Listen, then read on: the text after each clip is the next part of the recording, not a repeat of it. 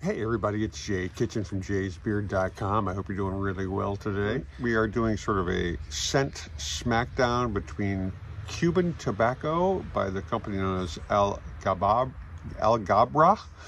I may have done that wrong, but that's the name I'm working with. And also Montecristo by Mask Milano. The Cuban Tobacco, they have a lot of notes on this on the website. Cuban Tobacco was launched in 2023. The top notes are vanilla, mojito, and mandarin orange. The middle notes are tobacco, smoke, plum wine, and jasmine. And the base notes are tobacco blossom, salt, and woody notes. Check out the bottle it comes in. And in the meantime, please subscribe and smash that thumbs up button. We really, really appreciate it. There's an interesting comment on the web. It starts with mandarin orange, vanilla, and mojito, jasmine and plum wine unite with tobacco and woody notes to create an olfactive journey through the history of Cuba. Salt is a note that you can notice throughout the whole experiment. We sprayed this on several times today. We've been wearing it from, I don't know, about 5 or 6 hours already. And it's got a really nice, it's complexy, it's spicy, it's boozy. I can smell sort of a clove note in there, although it's not listed in the notes. It's really very, very nice. It's very, very sexy. We're going to spray a little bit more. Spritzer.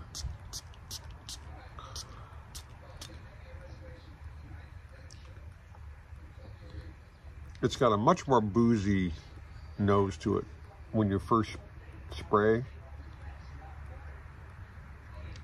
but it's really, really nice. I mean, there are other tobacco scents that I prefer to this, but it's very, it doesn't smell like tobacco completely. It's sort of like tobacco adjacent. There are other colognes like the Havana Vanille by Les Indomables, which I prefer to this in terms of a tobacco note scent kind of a thing, but this is very, very good. The price point on this Cuban Tobacco from Gabra is for 50 mLs, $330 US. It is not inexpensive, and actually this 2 ml sprayer ran me almost 20 bucks, and that's not very much for not a cheap price. It's really, I mean, it's very, very nice.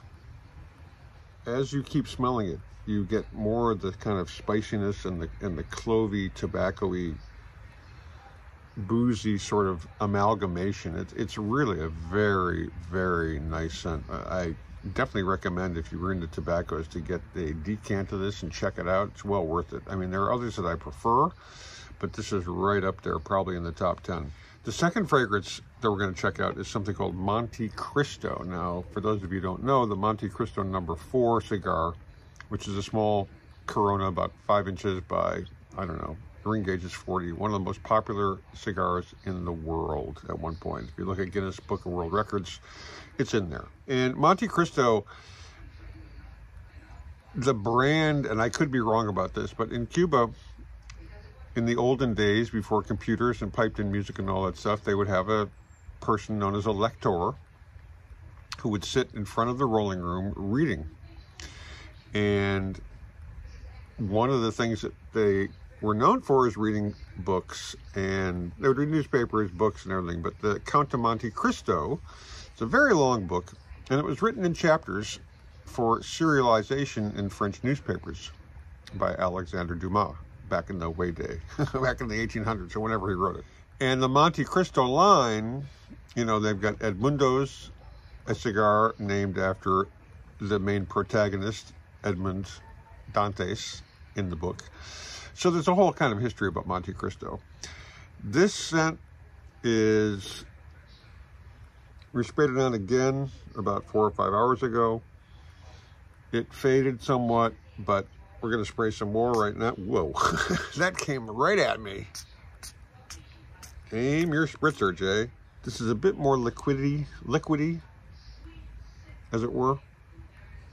It's got more of a tang to it. The nose behind the Montecristo scent is Delphine Theory. The top notes are ambrette, also known as muskmallow, rum, and cabre uva, which I'm not really sure what cabre uva is.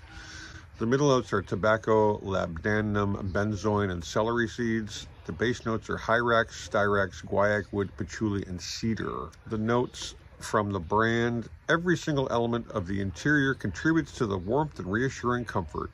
The floor of old, robust wood planks, aged and worn with the use in the massive fireplace.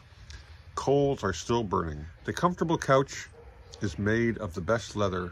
Once stout and rigid and spotlessly tanned, is now soft and worn, and the color is fading away. A deck of used playing cards is abandoned on the coffee table. Tobacco leaves with a hand-rolled cigar and a glass of rum. In the living room of an old villa in the Tuscan countryside, it is the close of the day. There's a whole narrative that goes with it, which I won't bore you with. The reviews online are kind of mixed about this scent.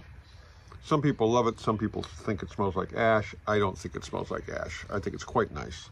This scent comes in 35 mLs, and it lists for $130 US in that size. So if you're talking 100 mLs, you're talking $390 to $400. That would mean you would buy 3 of these and you get 105 mLs, but you get the point. It's about $400 for 100 mLs. It's not cheap. Whereas the Cuban Tobacco would be $660 for 100 mLs based on the 50 ml price. Kind of insane, right?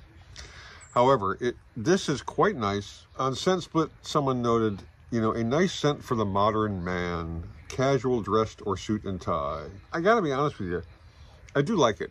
It's nice, but I much prefer the Cuban Tobacco scent.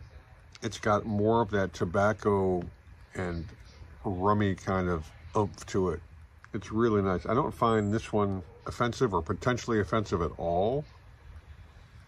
Definitely a wintry scent, I think, because it's kind of warm and it's got that, like, the boozy scent that they're talking about. Montecristo is a little bit more, I don't like to use the word synthetic, but it's not as real smelling in terms of the tobacco and the booze and the other elements as the Cuban Tobacco scent. So if I had to choose, I would clearly choose the more expensive of the two, obviously, because that's what I am. But they're both quite nice. However, I do prefer the Cuban Tobacco. And if you're interested, I would definitely check out a decant of this. The price point's pretty ridiculous, so it's probably a good way to get an intro. You do not want to blind buy this. If the review was helpful to you, please smash that thumbs up button, subscribe if you've not done so already. Let us know your thoughts and comments about these or any other tobacco scents that you've tried and or liked or hated. In the meantime, please stay well groomed. Please stay lifted. Please be smelling awesome and be kind to fellow human beings. It doesn't cost you anything. Until we catch you on the next one, please stay lifted and don't forget that we love you. Cheers.